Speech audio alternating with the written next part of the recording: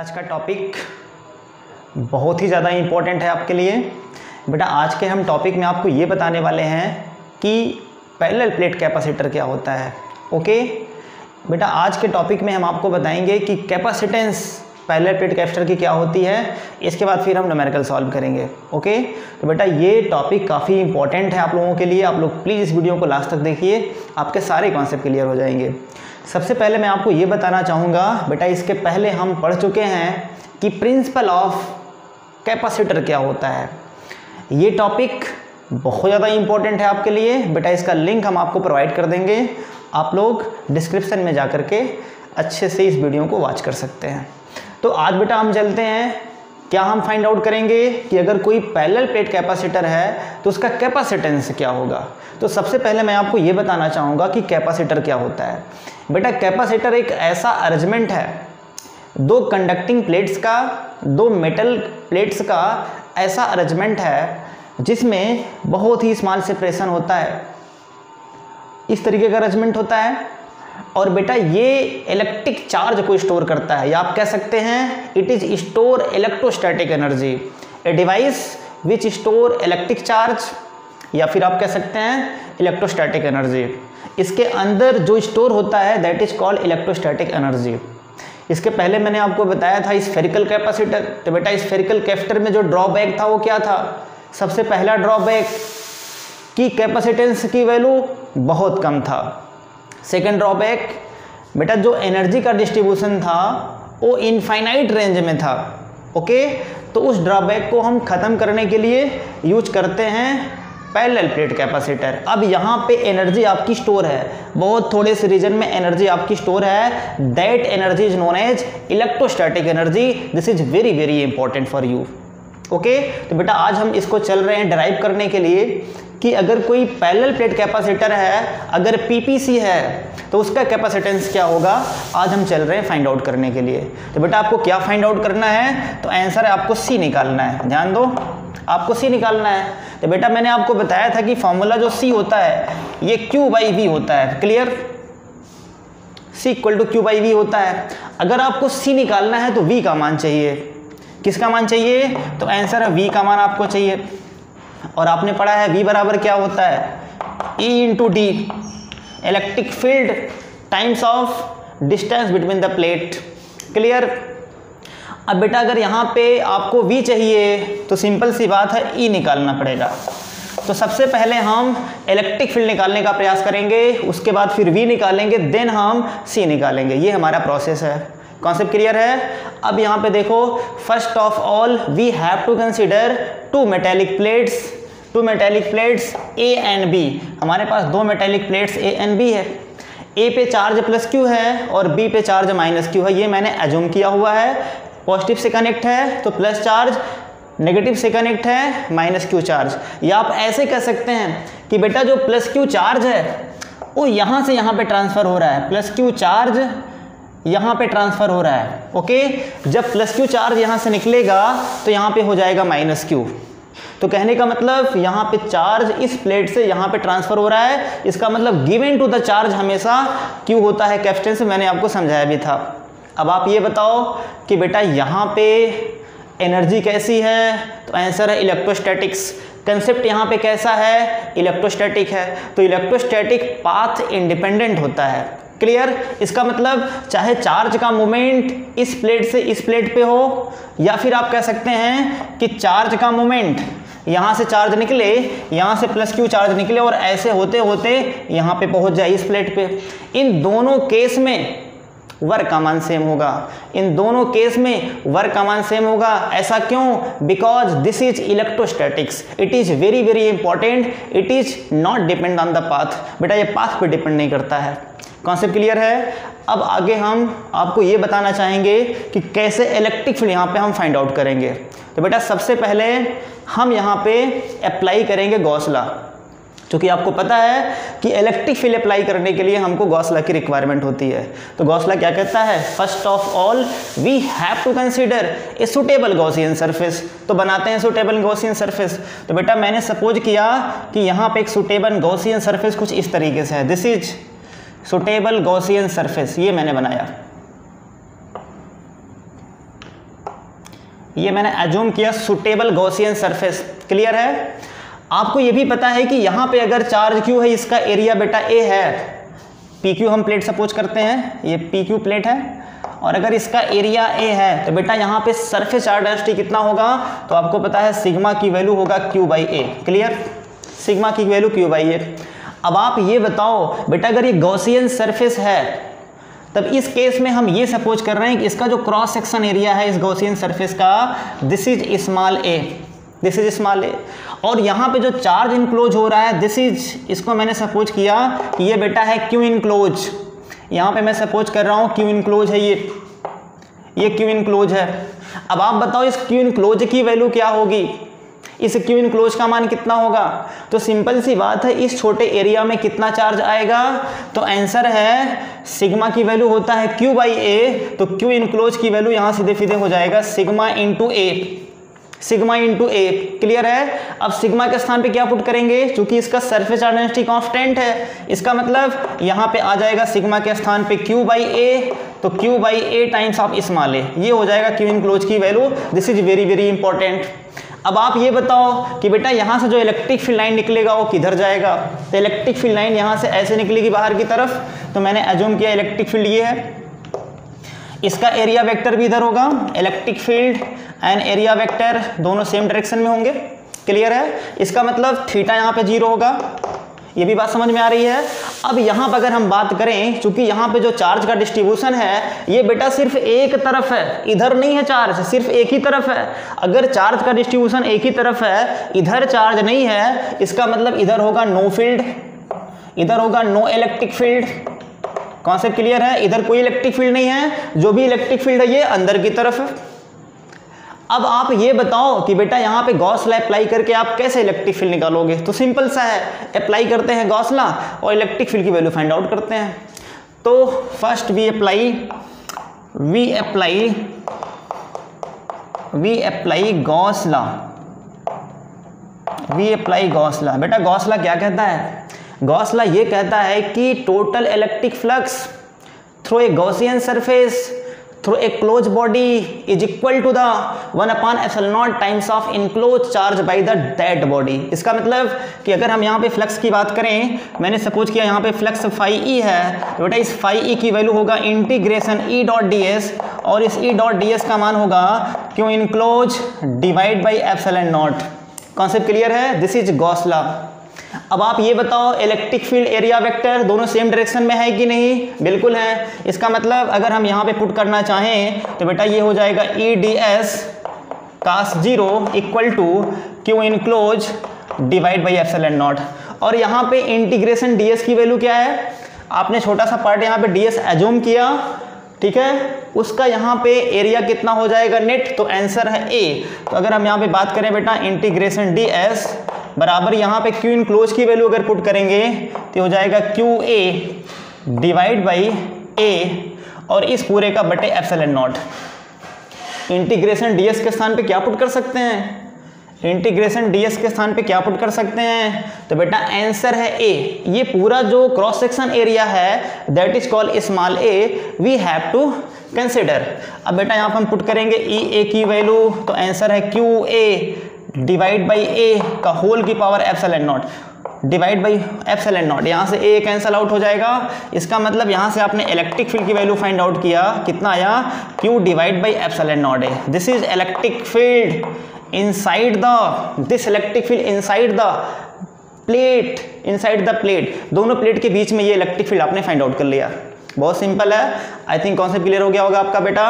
अब हमको आगे क्या करना है? क्योंकि आपने इलेक्ट्रिक फील्ड फाइंड आउट कर लिया, अब हमको पोटेंशियल की वैल्यू फाइंड आउट करना है। तो कैसे निकालेंगे पोटेंशियल का मान? तो बेटा पोटेंशियल का मान हम क्या जानते हैं? वी नो दैट V बराबर E इंटू डी। यहाँ पुट करेंगे तो आंसर आएगा q d divide by ε0 times of a. Q d divide by ε0 times of a. Concept clear है? अब यहाँ पे आप ये बताओ, अगर आपने पोटेंशियल का मान निकाल लिया तो कैपेसिटेंस की वैल्यू यहाँ पे क्या होगी? कैपेसिटेंस का मान क्या होगा? तो अगेन फ्रॉम डिफिनीशन ऑफ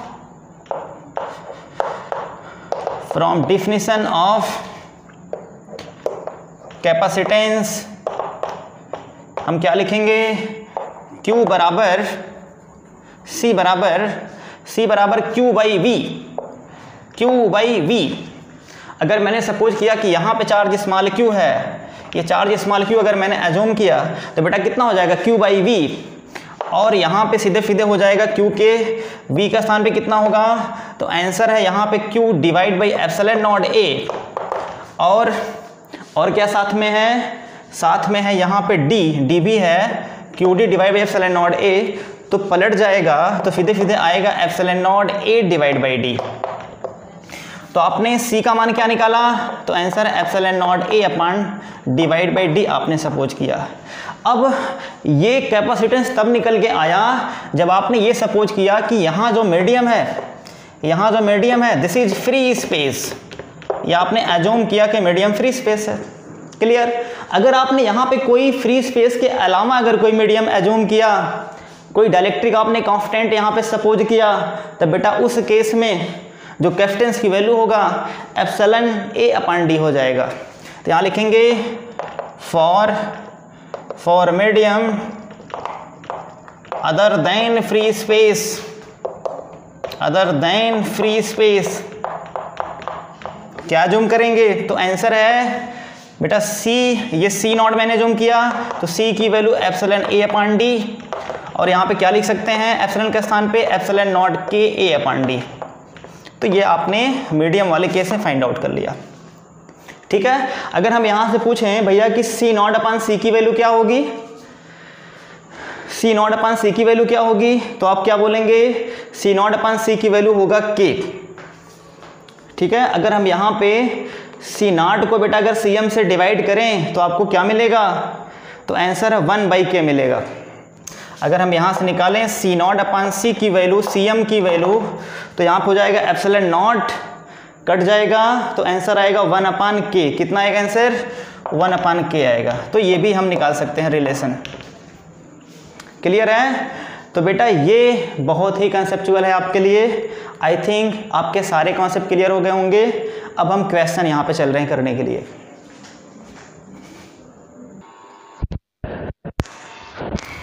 बेटा आपने कैपेसिटेंस पीपीसी का फाइंड आउट कर लिया, कैपेसिटेंस की वैल्यू आपको मिला epsilon not A upon D। इसका मतलब एक बात तो कंफर्म है कि बेटा जो कैपेसिटेंस है C ये Q और V पे डिपेंड नहीं करता है। देखो फॉर्मूले में मैंने बेटा आपको इसके पहले वाले वीडियो में बहुत ही क्लियर कट बताया था कि जो C है C is not depends on the Q and V, it depends on the only potential difference. जैसे R V और I पे डिपेंड नहीं करता है वैसे ही C Q और V पे डिपेंड नहीं करता है। ये बात बिल्कुल यहाँ से आज क्लियर हो गया। अब बेटा आपसे हम ये क्वेश्चन पूछना चाहते हैं C किस पे डिपेंड करता है, तो आप कहोगे बेटा C A पे डिपेंड करेगा, मतलब एरिया ऑफ द प्लेट क्या है। फिर किस पे डिपेंड करेगा, डिस्टेंस दोनों प्लेट के बीच में क्या सेपरेशन है। फिर डिपेंड करेगा एप्सिलॉन नॉट, मतलब दोनों प्लेट के बीच में मीडियम क्या है। तो ये हुआ। अब बेटा आगे हम करेंगे क्वेश्चन। सबसे पहला क्वेश्चन है find capacitance of the parallel plate capacitor if area given है, D गिवन है और K का मान यहाँ पे 1 गिवन है। बहुत सिंपल है क्वेश्चन, करता हूँ। बेटा C का मान कितना होता है, epsilon not A upon D। Clear. यहाँ पे गिवन में A का मान कितना दिया है, तो आंसर है 1 cm स्क्वायर। तो कितना मीटर स्क्वायर, तो 10⁻⁻4 मीटर स्क्वायर। अच्छा 1 मिलीमीटर में कितना मीटर, तो आंसर है 10⁻³ मीटर। अब लगा दो बेटा फॉर्मूला, C की value epsilon not A upon D होता है। तो यहाँ जब पुट करेंगे एप्सिलॉन नॉट की वैल्यू या ऐसे रखते हैं और A के स्थान पे 10⁻⁻4 डिवाइड बाई D के स्थान पे 10⁻³ एप्सिलॉन नॉट की वैल्यू कितना होता है 8.85 10⁻12 मल्टीप्लाई 10⁻1। तो आंसर आ गया 8.85 मल्टीप्लाई 10⁻13 फैराड। तो बेटा आपने कैपेसिटेंस की वैल्यू फाइंड आउट कर लिया। बहुत ही सिंपल क्वेश्चन था ये, बहुत ही सिंपल क्वेश्चन है। अब जो अगला क्वेश्चन है बहुत ज़्यादा इंपॉर्टेंट है बेटा। ऐसे क्वेश्चन कंपटीशन वगैरह में भी पूछे जाते हैं, तो आप ध्यान दो बेटा। इसमें बताना है find the charge appear on the 4 surface of the capacitor. बेटा कितने सरफेस हैं इसके, तो एक इधर है, एक ही साइड में है, इसके 2 सरफेस, इसके 2 सरफेस। मैंने एज्यूम किया first second third fourth. Clear है। अब बेटा यहाँ पे ध्यान दो, सबसे पहले क्वेश्चन में क्या गिवन है, जो नेगेटिव वाला प्लेट है, जो नेगेटिव वाला प्लेट है इस पे चार्ज है -20 मल्टीप्लाई 10⁻⁸ कूलम, ये इस पे सिर्फ चार्ज गिवन है नेगेटिव। ओके, तो नेगेटिव का मतलब चार्ज क्या मतलब क्या होता है, इसका मतलब ये है बेटा, अगर मैंने ये सपोज किया कि यहाँ का चार्ज -q है, क्योंकि आपको पता भी है कैपेसिटर में एक तरफ होता है -q अंदर और एक तरफ होता है +q। अगर ये -q चार्ज है, इस पे पूरा नेट चार्ज है -20 मल्टीप्लाई 10⁻⁸ कूलम, तो इस पे कितना चार्ज होगा, तो सिंपल सी बात है, इससे हम इसको माइनस कर देंगे। अगर यहाँ पे -q चार्ज है, नेट कितना होना चाहिए -20 मल्टीप्लाई 10⁻⁸, इसका मतलब यहाँ का जो इस वाले सरफेस का चार्ज होगा ये हो जाएगा q -20 मल्टीप्लाई 10⁻⁸ कूलम। दोनों को ऐड करोगे फिर से वही आ जाएगा, दोनों को ऐड करेंगे फिर से वही आ जाएगा। कॉन्सेप्ट क्लियर है। अब आप ये बताओ, अगर बेटा यहाँ पे -q चार्ज है तो इंडक्शन की वजह से यहाँ पे आएगा +q चार्ज, यहाँ पे आएगा +q चार्ज। ओके, अब अगर यहाँ पे +q चार्ज है तो बेटा यहाँ पे क्या हो जाएगा, फिर से हो जाएगा -q चार्ज। ये कॉन्सेप्ट क्लियर हो गया। अब आप ये चीज़ जान लो बेटा, जितना अमाउंट ऑफ चार्ज इधर है उतना अमाउंट ऑफ चार्ज इधर भी होना चाहिए। अब ऐसा आपके दिमाग में क्वेश्चन आ रहा होगा, सर आप ये क्या बोल रहे हैं, अमाउंट ऑफ चार्ज इधर वाले प्लेट का इधर वाले के बराबर क्यों हुआ, इसलिए कि जितना इलेक्ट्रिक फ्लक्स यहाँ से लिंक होगा उतना इलेक्ट्रिक फ्लक्स यहाँ से आउट भी होगा, इसलिए हम कहते हैं कि अमाउंट ऑफ चार्ज इधर वाला इसके बराबर होता है। एक कॉन्सेप्ट तो ये हो गया।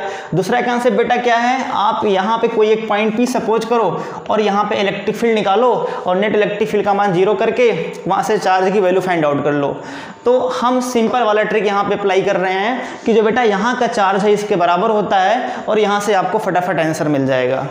क्यों होता है ऐसा, क्योंकि जितना इलेक्ट्रिक फील्ड लाइन यहाँ से लिंक होंगी वहाँ से इतना बाहर होंगे। तो क्या लिखेंगे हम, यहाँ लिखेंगे हम क्या लिखेंगे, -q बराबर q -20 मल्टीप्लाई 10⁻⁸। इसको इधर लेके आएंगे तो -2q equal to -20 multiply 10⁻⁸। Clear. तो अगर हम यहाँ से बेटा q निकालें तो ये हो जाएगा 10 मल्टीप्लाई 10⁻⁸ कूलम। ये चार्ज आ गया q, ध्यान दो। अब अगर आपसे पूछें कि बेटा जो फर्स्ट वाला सरफेस है वहाँ का चार्ज कितना होगा, तो हम लिखेंगे charge on the surface first, तो कितना आएगा, ये -q है तो माइनस लगा देंगे, 10 मल्टीप्लाई 10⁻⁸ कूलम। कितना आसान है। अब अगर हम बात करें सरफेस सेकंड की, तो बेटा सरफेस सेकंड पे कितना है, +q चार्ज है, इसका मतलब यहाँ प्लस लगा देंगे, 10 मल्टीप्लाई 10⁻⁸ कूलम। अगेन हम बात करें सरफेस थर्ड की, अगर हम सरफेस थर्ड की बात करें तो बेटा फिर से यहाँ लगाएंगे -q, तो -q है तो हो जाएगा -10 मल्टीप्लाई 10⁻⁸ कूलम। बहुत सिंपल है बेटा। अगर हम बात करें सरफेस 4 की, तो सरफेस 4 पे बेटा कितना चार्ज है, तो है q -20 मल्टीप्लाई 10⁻⁸। जब बेटा इसको सॉल्व करेंगे q का स्थान कितना पुट करेंगे, तो आंसर है ये 10 प्लस में है और ये माइनस में है, तो आंसर आएगा -10 मल्टीप्लाई 10⁻⁸ कूलम। तो बेटा आपने बहुत ही आसानी से हर सरफेस पे चार्ज की वैल्यू को फाइंड आउट कर लिया। अब बेटा मैं एक आपको क्वेश्चन दे रहा हूँ कि आप ट्राई करिएगा। अगर मैं ये एज्यूम करूँ कि यहाँ पे एक और प्लेट है, यहाँ पे, क्लियर, और मैंने एज्यूम किया कि यहाँ पे कोई चार्ज नहीं है, यहाँ पे चार्ज है तुम्हारा 2q और यहाँ पे है q, क्लियर, यहाँ पे चार्ज 2q है और यहाँ पे q है। तो आपको बताना है सीधे सीधे कि हर सरफेस पे चार्ज की वैल्यू क्या होगी, ये आपको फाइंड आउट करना है। यहाँ पे कोई चार्ज नहीं है, ओके, यहाँ पे चार्ज 2q है, यहाँ पे चार्ज q है। आपको बताना है कि यहाँ पे जितने सरफेस हैं, कितने सरफेस होंगे, 6, यहाँ पे 6 सरफेस होंगे। और इस सरफेस का आपको बताना है कि इस सरफेस का बताना है ऑफ द प्लेट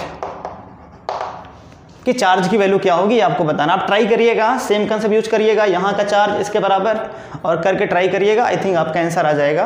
तो बेटा मैंने आज 2 क्वेश्चन अच्छे और मैंने आपको बताया कि कैपेसिटेंस की वैल्यू हम कैसे फाइंड आउट करते हैं। अगर कोई पीपीसी है तो उसका सी हम कैसे निकालते हैं ये आप जान चुके हो। तो आगे जो हमारा नेक्स्ट लेक्चर होगा बहुत ज़्यादा एनर्जेटिक होगा। आगे हम पढ़ेंगे कॉम्बिनेशन ऑफ कैपेसिटर, सीरीज और पैरेलल कॉम्बिनेशन हम कैसे डिसाइड करते हैं, और न्यूमेरिकल उस पर हम फटाफट लगाएंगे, अच्छे न्यूमेरिकल लगाएंगे और अपने कॉन्सेप्ट को और स्ट्रॉन्ग करेंगे। तो थैंक यू सो मच।